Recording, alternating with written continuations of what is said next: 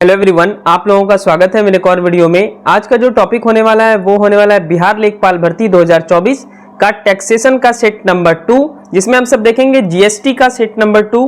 ठीक है, चैनल पे नए हैं तो चैनल को सब्सक्राइब कर लेंगे आप सब। और इसका अगर आपको पीडीएफ चाहिए तो ज्वाइन टेलीग्राम चैनल, डिस्क्रिप्शन में लिंक होगा, जल्दी से ज्वाइन कर ले, वहां से आप पीडीएफ पा सकते हैं।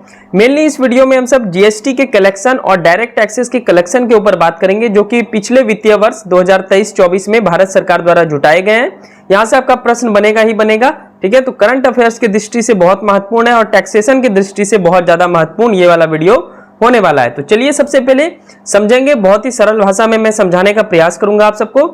ठीक है, तो सबसे पहले प्रत्यक्ष कर यानी डायरेक्ट टैक्सेस के ऊपर हम सब बात करेंगे। ठीक है, तो वित्त मंत्रालय के अनुसार 2023-24 में वित्तीय वर्ष में बजट के दौरान रखा गया प्रत्यक्ष कर जुटाने का लक्ष्य था 18.23 लाख करोड़ रुपीस। ये लक्ष्य रखा गया भारत सरकार का बजट के दौरान। ठीक है, इसमें एक बार संशोधित करके इसको फिर से थोड़ा सा बढ़ा दिया गया, 19.45 लाख करोड़ कर दिया गया। ठीक है, पहले तो रखा गया था लक्ष्य 18.23 लाख करोड़, लेकिन उसके बाद इसको संशोधित किया गया, अमेंडमेंट किया गया और फिर से लक्ष्य डिफाइन किया गया 19.45 लाख करोड़। यानी संशोधित करने के बाद यह टोटल लक्ष्य जो रहा हम सबको डायरेक्ट टैक्स से जुटाना है, कितना रुपया जुटाना है, 19.45 लाख करोड़ रुपीस जुटाना है। ठीक है, ये बात आपको समझ में आ गया कि भारत सरकार का लक्ष्य जो था 2023-24 वित्तीय वर्ष में कितना लाख करोड़ रुपीस जुटाने का था, तो 19.45 लाख करोड़ रुपीस जुटाने का था संशोधित करने के बाद। ये टोटल हम सबका टारगेट रहा, लक्ष्य रहा। ठीक है, अब देखते हैं कितना हम सबको प्राप्त हुआ। टारगेट था 19.45 लाख करोड़, लेकिन वित्तीय वर्ष 2023-24 में सकल प्रत्यक्ष कर ग्रॉस डायरेक्ट टैक्स, ये ग्रॉस डायरेक्ट टैक्स क्या होता है, इसमें एक्सपेंसेस या रिफंड वगैरह शामिल रहते हैं, इसको अभी माइनस नहीं किया गया है। ये शुद्ध प्रत्यक्ष कर नहीं है। ठीक है, ये सकल प्रत्यक्ष कर है जिसमें एक्सपेंसेस वगैरह रिफंड वगैरह शामिल रहते हैं। ठीक है, तो ग्रॉस डायरेक्ट टैक्स कितना रहा हम सबका, 23.37 लाख करोड़ रुपीस। पिछले वित्तीय वर्ष की तुलना में ये 18.48% अधिक रहा। तो ये बहुत ही इंपॉर्टेंट फैक्ट्स है, याद रखेंगे। वित्तीय वर्ष 2023-24 में लक्ष्य हम सब रखे थे 19.45 लाख करोड़ का, जबकि हम सबको प्राप्त हुआ 23.37 लाख करोड़। ठीक है, अब इसमें हम सब नेट निकालेंगे, यानी शुद्ध प्रत्यक्ष कर कितना हुआ जो भारत सरकार यूज करेगी। तो डायरेक्ट टैक्सेस में नेट जो है वो कितना निकला, अभी हम सब देखेंगे अगले पेज में। इस तथ्य को याद रखें आप सब। अब नेट डायरेक्ट टैक्स कैसे निकालेंगे, तो वित्त मंत्रालय के अनुसार 2023-24 वित्तीय वर्ष में शुद्ध प्रत्यक्ष कर यानी नेट डायरेक्ट टैक्सेस कितना रहा, तो ग्रॉस सकल प्रत्यक्ष कर यानी ग्रॉस डायरेक्ट टैक्सेस कितना रहा था हम सबका, 23.37 लाख करोड़, जो कि अभी हम सब देखे। और इसमें रिफंड किए हम सब कितना, 3.79 लाख करोड़, और नेट डायरेक्ट टैक्स जो बचा 19.58 लाख करोड़ रुपीस बचा।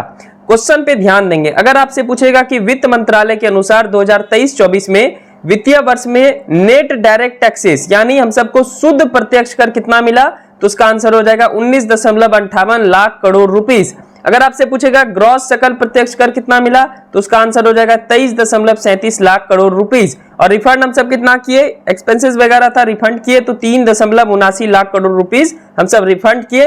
तो मेनली जो आपको प्राप्त हुआ वो 19.58 लाख करोड़ रुपीस प्राप्त हुआ। चलिए इस 19.58 लाख करोड़ को पिछले वर्ष की तुलना करते हैं, पिछले वर्ष से तुलना करके क्या क्या और इसमें आपसे पूछेगा वो हम सब देख लेते हैं।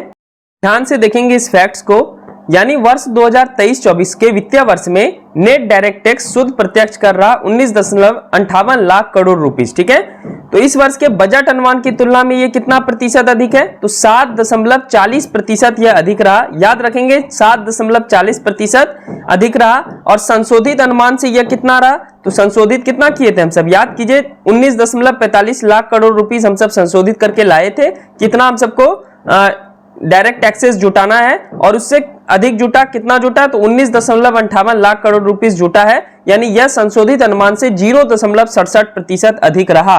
ठीक है, ये सारे फैक्ट्स बार बार रिवीजन करेंगे, याद हो जाएगा। चलिए अब और भी डायरेक्ट टैक्सेस में दो चीज देखेंगे, फिर जीएसटी देखेंगे और इसमें एक एसटीटी आएगा, उसको मैं आपको समझाने का प्रयास करूंगा। ठीक है, बहुत इंटरेस्टिंग चीज है। डायरेक्ट टैक्स में भी हम सब दो फैक्ट्स और देखेंगे।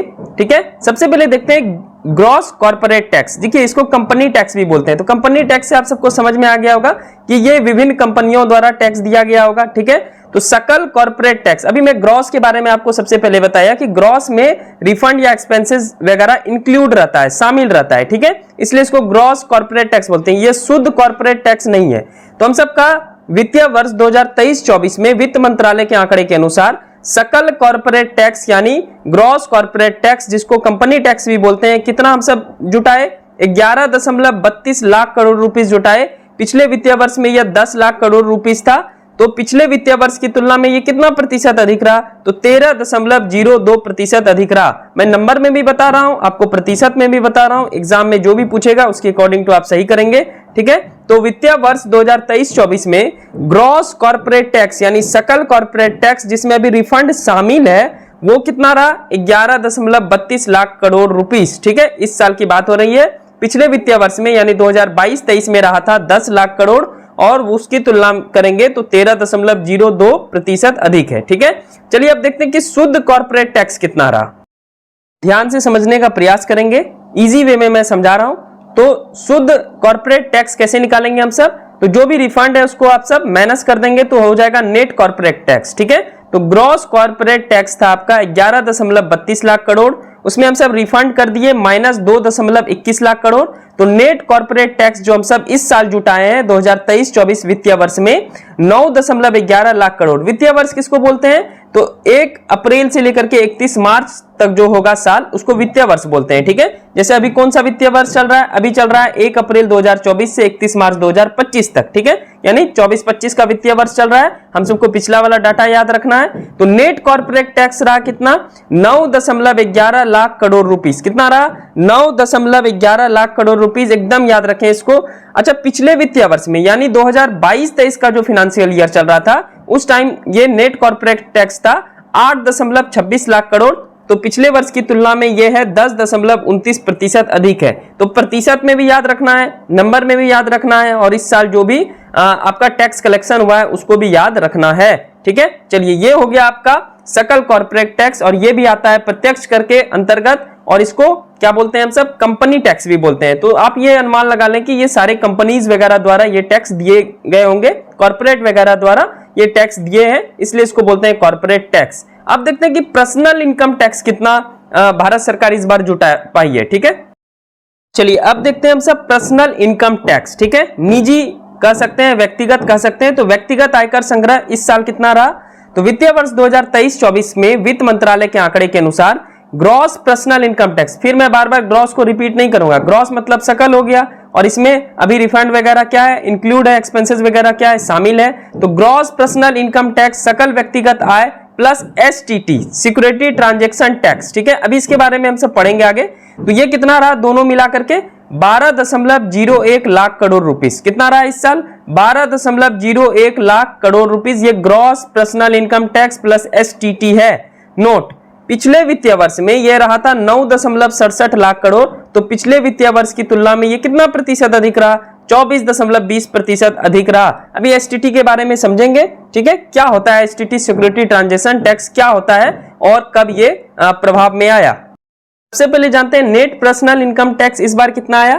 तो नेट पर्सनल इनकम टैक्स शुद्ध व्यक्तिगत आयकर प्लस एसटीटी सहित कितना आया? तो ग्रॉस पर्सनल इनकम टैक्स कितना था? 12.01 लाख करोड़। उसमें हम सब रिफंड कर दिए 1.57 लाख करोड़ रुपीस। तो नेट पर्सनल इनकम टैक्स हम सब जुटा पाए इस साल यानी 2023-24 फाइनेंशियल ईयर में 10.44 लाख करोड़ रुपीस हम सब जुटा पाए हैं। पिछले वर्ष जुटा पाए थे 8.33 लाख करोड़। तो इस वर्ष 25.23% जो है अधिक रहा है हमारा नेट पर्सनल इनकम टैक्स, ठीक है। अब इसमें एसटीटी बार बार आपको दिख रहा होगा, तो चलिए एसटीटी को समझते हैं, फिर हम सब जीएसटी में आएंगे कि जीएसटी कलेक्शन कितना रहा, रिकॉर्ड रहा है जीएसटी कलेक्शन, वो भी हम सब देखेंगे।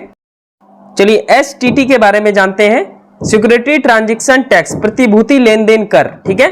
चलिए ये क्या होता है? तो जब लोगों ने शेयरों की बिक्री पर अपने लाभ की घोषणा ना करके पूंजीगत लाभ करके चोरी शुरू कर दी, तब वित्त अधिनियम 2004 में प्रतिभूति लेन देन कर को लाया गया, एसटीटी को लाया गया, सिक्योरिटी ट्रांजैक्शन टैक्स को लाया गया, ठीक है।